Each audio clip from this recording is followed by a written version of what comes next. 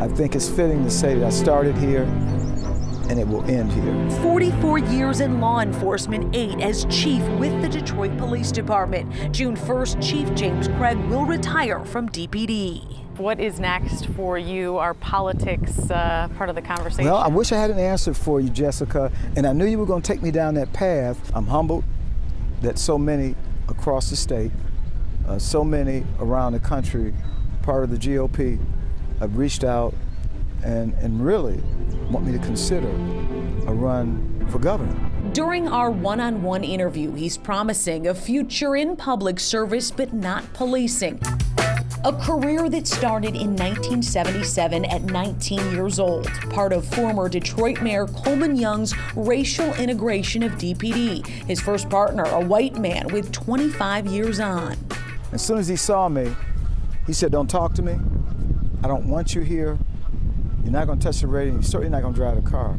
You just sit and be black." And so that shocked me. Then came life-changing advice from his dad, who still lives in the city. It's where Craig spends Sundays. It was my dad's wise counsel that said, "Look, this is a special and unique time. You can be part of change. In order to be part of change, you have to stay."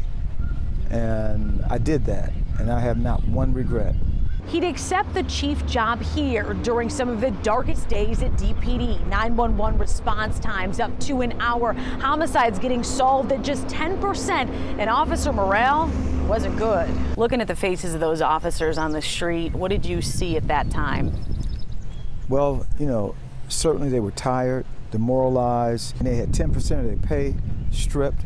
The officers on patrol, which was mind-boggling to me when I arrived here, were forced into working 12-hour shifts. Craig immediately pared down officers' shifts. Within a year, the department was out from state oversight, giving Craig the ability to make changes, creating Project Greenlight and the Real-Time Crime Monitoring Center. Both have drawn criticism and praise. Then a raid of DPD's own narcotics unit to weed out corruption among officers, plus instituting body-worn cameras in the name of transparency. Public trust trumps it all. Our relationship with this community trumps it all. This last year, a tumultuous one in policing. This has been your last and final warning. More than 100 days of protests led by grassroots group Detroit Will Breathe. No looting and the city didn't burn, one of Craig's career accomplishments. One of the things that I had a grand opportunity is to tell the Detroit story last year and even this year, because people wanted to know, why didn't Detroit burn? You know, we first start with the men and women of the department who were committed, relentless, in making sure we kept not just the protesters safe, but the people who live in this city. Craig makes his departure with violent crime high, non-deadly shootings up 50% and homicides up nearly 30. A case, he says, for why defunding the police isn't an option. What do we say to the family members of victims? We never talk about the victims. And every time I throw that back, it's fascinating to watch the blank stare. He'll call this last 8 years the best of his career, teasing that this isn't the last time you'll see him. Stay tuned.